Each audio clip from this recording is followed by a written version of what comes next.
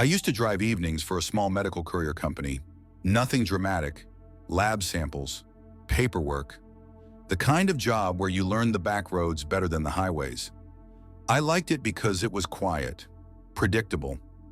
I clocked in at 6 p.m. every weekday, grabbed the same thermos, checked the same tires, and followed the same routes like muscle memory. This happened in late October. Real fall, not the Instagram kind, the cold kind that got into your hands even with the heater on. Leaves packed wet against the shoulders of the road. Darkness came early then. By 6:30, the sky already felt shut. That night started normal. My last pickup was logged for 8:40 p.m. A small clinic outside town, off Cedar Route, about 12 miles from the main highway. I'd driven it 100 times. 2-lane road, no lights. A long stretch where your headlights felt like they were pushing against the dark instead of cutting through it. At 7:58 p.m., dispatch called me. That was the first strange thing. Dispatch never called unless something was wrong. Everything was automated. I almost let it go to voicemail. The woman on the line didn't introduce herself. She just said, "We need you to add one more stop." I asked where. There was a pause. Not static, not silence, just waiting. "Cedar route," she said. "Mile marker 14. I remember checking my dashboard clock. 8 o'clock p.m. I told her there was nothing at mile 14, just trees and an old pull-off that had been blocked since last year. Another pause, she said, "It's there tonight." I should have said no, but overtime paid well, and nothing about it sounded dangerous. Just weird. I wrote it down on the back of a receipt. Mile 14, Cedar Route, 1 pickup. By 8:25 p.m., I was already on the road. The temperature dropped fast once I left town. The heater clicked like it always did before warming up. My headlights caught leaves spinning in the air, skittering across the asphalt like small animals. At mile 10, my radio lost signal. That wasn't unusual. It always happened there. I switched it off and drove in the quiet. That's when I noticed the smell. Not rot, not smoke. Something sharp, metallic, like cold pennies. I cracked the window, thinking it was my imagination. The smell got stronger. At mile 12, my phone buzzed. No signal bars, but a notification still came through. Missed call, dispatch, 8:12 p.m. That didn't make sense. I'd been driving the whole time. I checked my call log, no voicemail. The road narrowed at mile 13. Trees leaned closer, branches clawing into the edge of the beams. My speed dropped without me meaning to. 45, then 40. That's when I saw the hazard lights. They were parked just beyond the curve, right where the old pull-off used to be. A white van, engine off, hazards blinking slow and steady. I pulled over about 30 feet back. Company policy said never approach unknown vehicles, but this was supposedly a pickup, and I could see a clipboard resting against the windshield. I stepped out. The cold hit immediately, the kind that stiffened your jaw. The smell was stronger now, definitely metallic. My boots crunched on gravel as I walked closer. The van had no company markings, no plates either, just a bare bracket where they should have been. The hazard stopped blinking as soon as I reached the driver's door. All at once. I stood there for a second, waiting, listening. The woods were silent. No insects. No wind. I knocked. No answer. I knocked again, harder. Still nothing. The back doors were slightly open, just enough to see darkness inside. I told myself someone was inside and had fallen asleep, or passed out, or that this was a mistake and dispatch had sent me to the wrong place. Then I heard breathing, slow, wet, coming from the back. I didn't call out. I don't know why. Something in my chest tightened, like my body had already decided before my brain caught up. I took one step back. The breathing stopped. I stood there for what felt like a full minute. My heart thudded loud enough I thought whoever was inside could hear it. Then my phone rang. I jumped so hard I nearly dropped it. "Dispatch again." I answered immediately. The same woman's voice said, "Are you at the location?" I said yes. I told her about the van, the missing plates, the breathing. She didn't react. She asked, "Did you open the back doors?" I said no. Another pause. "Good," she said. "Don't." I asked her what this was, who I was supposed to be picking up from. She said, "You're not picking anything up." That's when the back door slammed shut. Right behind me, I spun around. The van was still there. Doors closed now, no lights, no sound. I asked dispatch if she heard that. She said, "Get back in your vehicle." I didn't argue. I walked backward to my car, never turning around. My hands shook so badly it took 3 tries to unlock the door. As soon as I got inside, the van's engine started, but the headlights didn't come on. It just sat there idling, a low, uneven rumble. Dispatch stayed on the line. She told me to stay put, to keep my doors locked, to not look directly at the van. That last part made my stomach drop. "I'm already looking at it," I said. "No," she said. "You're not." The van began to roll forward, slow, no lights, straight toward me. I slammed my car into reverse without thinking and fishtailed back onto the road. Gravel sprayed. The van stopped instantly, like it had hit an invisible wall. I didn't wait. I drove.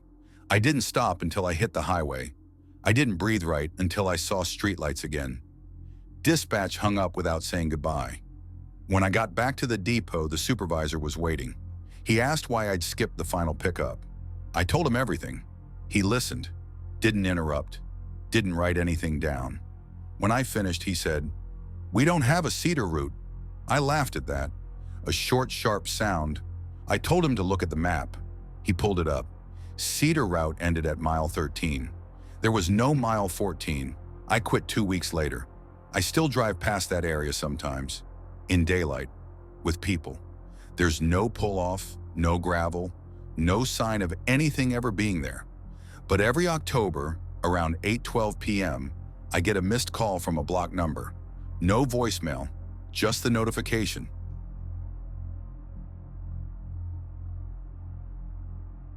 I took the job because it came with free housing. That was the whole reason. I just moved back into the city after dropping out of a contract job overseas, and rent had gone insane while I was gone. A friend of a friend mentioned a night security position at a newly renovated hotel near the river. Old building, historic status, mostly business travelers. Quiet in winter. It was February, real winter. The kind where the air burned your nose when you breathed too fast. Snow piled dirty and hard along the sidewalks, and the river moved slow and black like it was thinking about freezing. The hotel had reopened only 2 months earlier. 6 floors, 1 basement level, 112 rooms. I memorized that number because it was on every piece of paperwork they gave me. 112. My shift ran from 10 p.m. to 6 a.m. I wore a cheap black jacket with the hotel logo stitched crooked on the chest. My routine was the same every night. Front desk check-in, camera scan, hallway patrol every hour, basement at the top of each shift, roof access once before midnight. The first few weeks were boring, comfortingly boring. I liked that. The first strange thing happened on a Tuesday at 12:17 a.m. Camera 3 flickered, just for half a second. Not static, not distortion. It was like the feed blinked and resumed. I leaned closer to the monitor. The hallway on the screen looked wrong. Same carpet, same wall lights, but the doors were closer together, like the spacing had been compressed, and the room numbers didn't match the sequence I knew. I checked the label. Camera 3, 4th floor, East Hall. I'd walked that hall an hour earlier, room 401 to 418. That was it. On the screen, I counted at least 20 doors. Then the feed cut back to normal. I logged it as a camera glitch. The second thing happened 3 nights later. During my 1 a.m. patrol, I noticed the temperature on the 4th floor felt colder than the rest of the building. Not broken heater cold, empty building cold, the kind you feel in storage units and stairwells. As I walked the East Hall, my footsteps sounded off, too sharp, like the carpet was thinner. When I reached the end, something caught my eye. A door, Plain, gray, no number. It sat between 414 and 416. I stood there for a long time, staring at it. I knew the floor plan. I'd studied it. There was no room there. I checked my master key. The tag listed all access points. That door wasn't on it. I didn't touch the handle. I told myself maintenance had installed a temporary access room, or that I'd somehow missed it before. But when I walked back down and checked the printed floor plan at the desk, there was no gap between 414 and 416. I went back up. The door was gone. Just wall.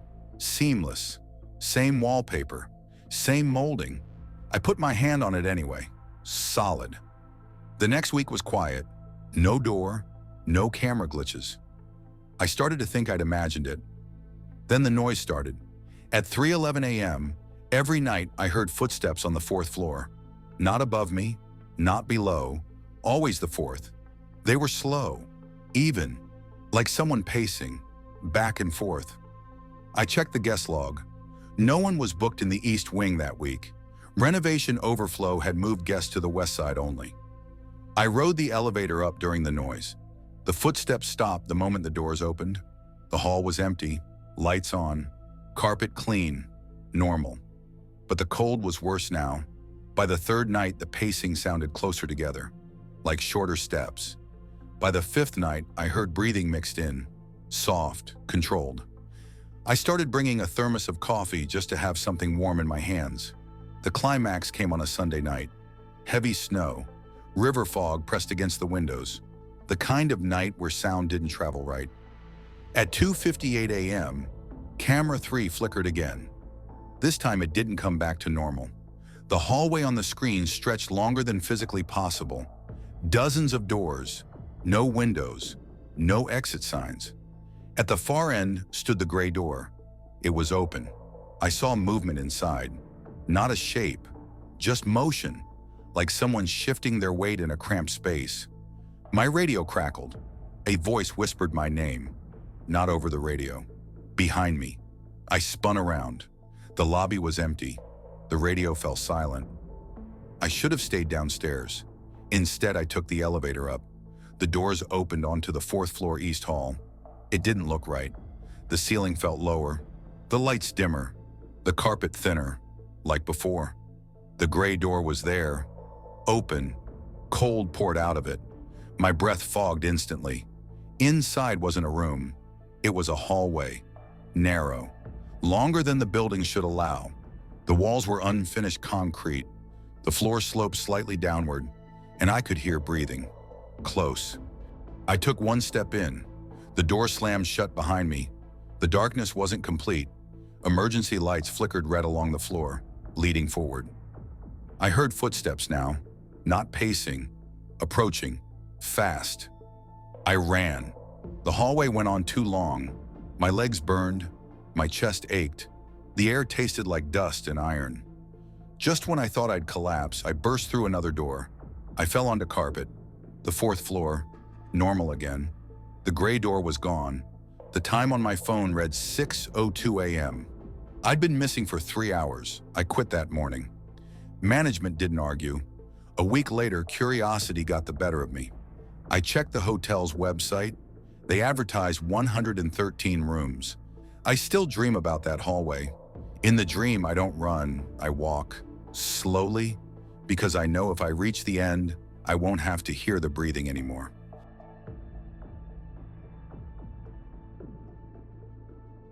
This one happened in summer. Not the fun kind. Not vacations or barbecues or late sunsets that felt forgiving. This was the kind of summer where the heat didn't leave when the sun went down, where your clothes stayed damp, where sleep came in shallow bursts and everything felt slightly wrong all the time. It was July, mid-month. The city had been under a rolling power conservation advisory for weeks. Not a blackout, just warnings. Use less. Expect interruptions. Be patient. I was staying alone in a small rented duplex on the edge of town while working a temporary logistics job. Inventory management. Boring. Predictable. The neighborhood was quiet, mostly older couples and a few rentals like mine. One road in, one road out. No sidewalks. Street lights that buzzed instead of glowing. My routine was simple. Work ended at 6 p.m.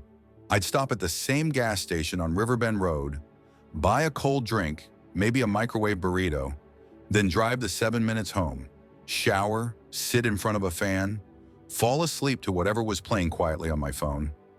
The first strange thing happened on a Thursday at 9:43 p.m. The power flickered, not off, just a brief dip. The fan slowed, the lights dimmed, then everything returned to normal. I checked my phone. No alerts. I shrugged it off. 10 minutes later, there was a knock at my door. Not loud, not urgent. 3 soft knocks. I wasn't expecting anyone. I didn't open it. I checked through the peephole. No one was there. I waited a full minute before unlocking the door and looking outside.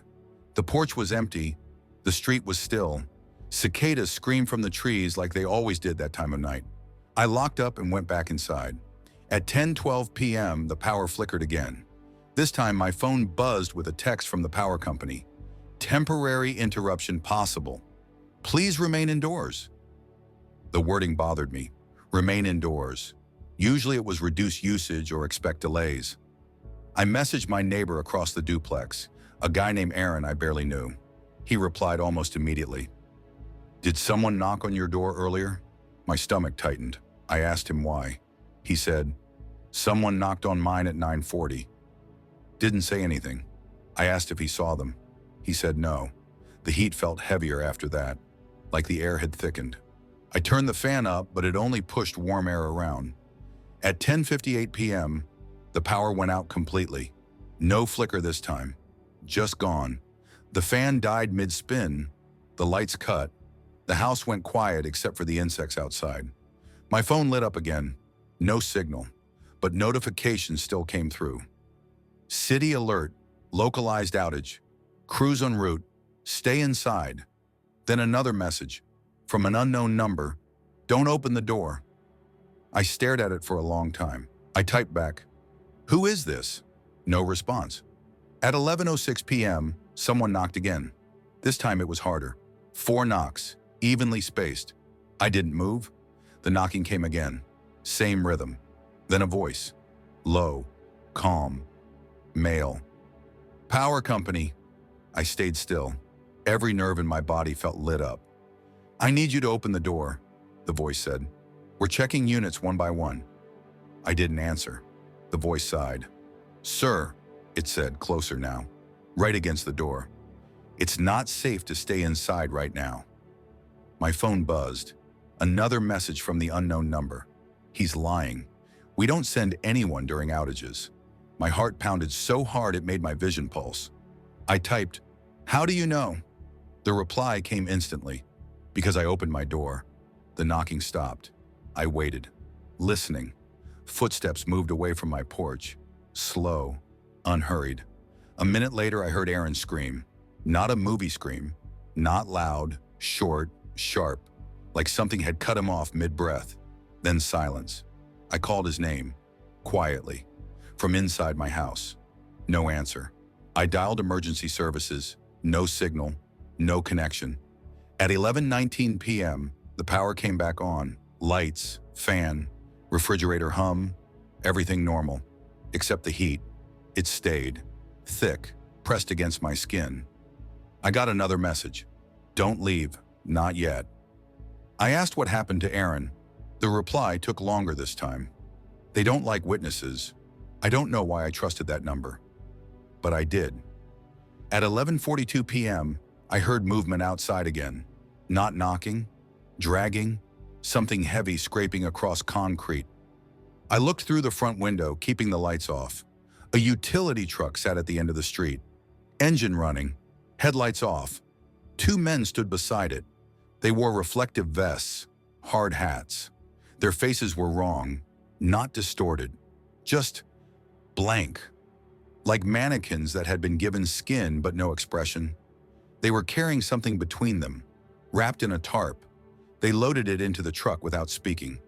Then one of them looked directly at my house, even though it was dark inside.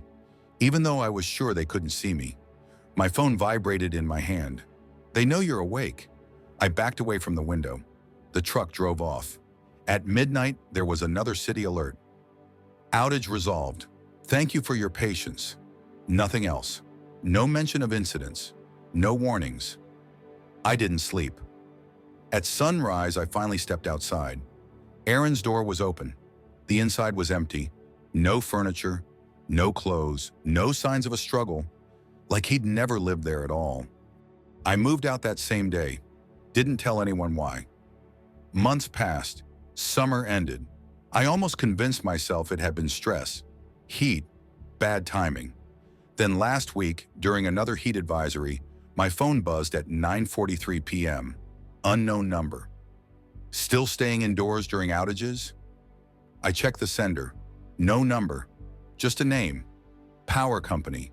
I haven't deleted it because part of me is afraid that if I do, they'll knock again.